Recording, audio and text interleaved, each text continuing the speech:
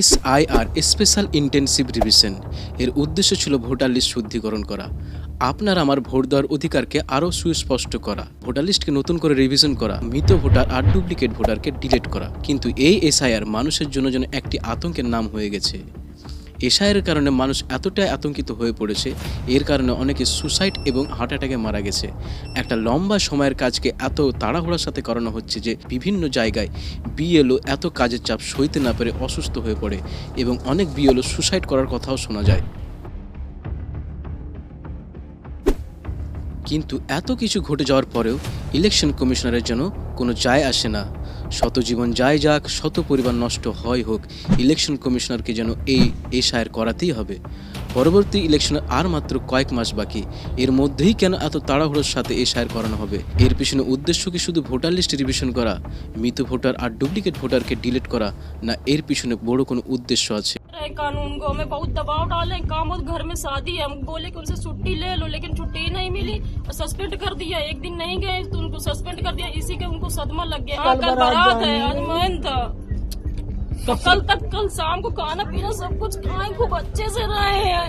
आज जब से सुबह आया। ইনি ইউপি ফতেপুরের বাসিন্দা লেকপাল সুধীরের বোন। পরিবারের আরোপ, SIR এর কাজের চাপের কারণে তিনি এই পদ বেছে নেন। সুধীর মাত্র 25 বছরের ছিলেন। তার মৃত্যুর পরের দিন অর্থাৎ 26শে নভেম্বর তার বিয়ে ছিল।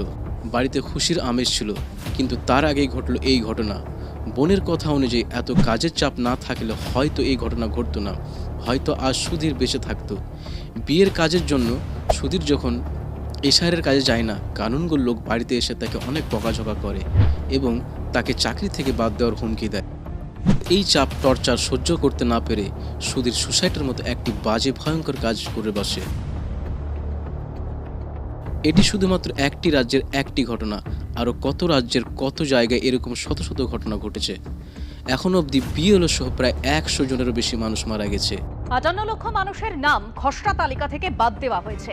SIR আতঙ্কে 110 জনের বেশি মানুষ মারা গেছে। কেন নির্বাচন কমিশনের বিরুদ্ধে মামলা হবে না, প্রশ্ন তুলেছেন মুখ্যমন্ত্রী মমতা বন্দ্যোপাধ্যায়। কোথাও বোমা হামলায় বা আতঙ্কবাদী হামলায় যদি 10 জন মানুষ মারা যায়, গোটা দেশ উত্তপ্ত হয়ে যায়। দেশের গদি মিডিয়া চিৎকার করে স্টুডিওর এক পাশ থেকে আরেক পাশ ছুটে বেড়ায়। কিন্তু আজ যেই কাজের জন্য শত শত মানুষ মারা যাচ্ছে, তার দায়িত্ব কে নেবে? সেটা কোন হামলার মধ্যে পড়বে?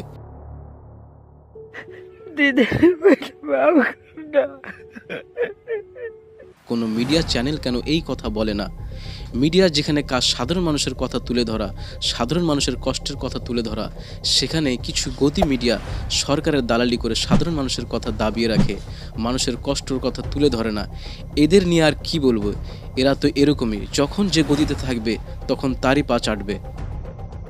বিপক্ষ দল এবং যারা SIR সম্বন্ধে খোঁজ রাখে, যারা SIR সম্বন্ধে জানেন, তাদের কথা অনুযায়ী SIR এর সবচেয়ে বড় উদ্দেশ্য হলো দেশের মাইনরিটিদের কোণঠাসা করে দেওয়া, তাদের ভোট দেওয়ার অধিকার কেড়ে নেওয়া, তাদেরকে ডিভোটার করে দেওয়া। আর হচ্ছেও তাই। প্রথমত, SIR ফর্ম কিভাবে ভর্তি করতে হবে, কিভাবে ফিল আপ করতে হবে, এক BLOর কাছে এক ধরনের মত ছিল। মানুষ বুঝে উঠতে পারছিল না কিভাবে SIR ফর্ম ফিল আপ করতে হবে। তারপর কোনো রকমে তাড়াহুড়ো করে SIR ফর্ম জমা দেওয়ার পর একের পর এক সবার নাম ব্যাক আসতে শুরু হয়। তাদের হিয়ারিংয়ের জন্য ডাক পাঠানো হয়। হিয়ারিংয়ের কারণ হিসেবে দেখানো হয় একাধিক সন্তান, সামান্য স্পেলিং, নামের বানানের ভুল। ধীরে ধীরে সকল ভোটারের হিয়ারিংয়ের জন্য ডাক হয়। আর দারুণ সত্য কথা হলো, এর মধ্যে বেশিরভাগই ছিল মাইনরিটি। হিয়ারিংয়ের নোটিশ পেয়ে অনেকে আতঙ্কিত হয়ে পড়ে, অনেকে সুসাইড করে ফেলে, অনেকে হার্ট অ্যাটাকে মারা যায়, আবার শুরু হয় জীবন যাওয়া। কিন্তু কার কি এসে যায়? দেশের সরকার এবং জ্ঞানেশ কুমার নির্লজ্জতার সাথে SIR কন্টিনিউ রাখে। মানুষের কষ্ট, মানুষের জীবনের যেন তেমন কোনো মূল্য নেই তাদের কাছে। যেখানে দেশের প্রবলেম রাস্তাঘাট, কলেজ, শিক্ষা, হেলথ, পলিউশন, সমস্ত মুদ্রা থেকে মানুষকে সরিয়ে ভারতীয় কিনা তাই প্রমাণ করতে তাদেরকে ব্যস্ত করে দেওয়া হয়। নিজেকে ভারতীয় প্রমাণ করতে ডাক পাঠানো হয় নোবেলজয়ী অমর্ত্য সেন, ক্রিকেটার মোহাম্মদ শামি, নেতাজি সুভাষচন্দ্র বোসের বংশধরকেও। এদেরকে এখন প্রমাণ করতে হবে তারা দেশের কিনা। তুমি প্রমাণ করো, তুমি যে নোবেল জিতেছো সেটা কি দেশের জন্য, নাকি তুমি অন্য কোনো দেশের জন্য জিতেছো? প্রমাণ করো, তুমি ক্রিকেটের ময়দানে খেলছো সেটা কি এই দেশের জন্য নাকি অন্য কোনো দেশের জন্য? তো প্রমাণ করো তোমার পূর্বপুরুষ যে এই দেশকে স্বাধীনতা এনে দিয়েছে সে কি এই দেশকে স্বাধীনতা এনে দিয়েছিল নাকি অন্য কোনো দেশকে স্বাধীনতা এনে দিয়েছিল? মানুষ এই দেশে জন্মালো, পূর্বপুরুষ এই দেশে মারা গেল, এই দেশের মাটিতে দাফন হলো, এই দেশের নদীতে বয়ে গেল, এই দেশে বছরের পর বছর থাকলো, আজ তাকে প্রমাণ করতে হয়েছে সে এই দেশের কিনা। আর তাদের নিয়ম অনুযায়ী প্রমাণ করতে না পারলে তারা এই দেশের নাগরিকত্ব হারাবে, তারা এই দেশের নাগরিক থাকবে না, তাদেরকে ডি ভোটার করে দেওয়া হবে। আর ডি ভোটারদের কি করা হবে তারাই জানে।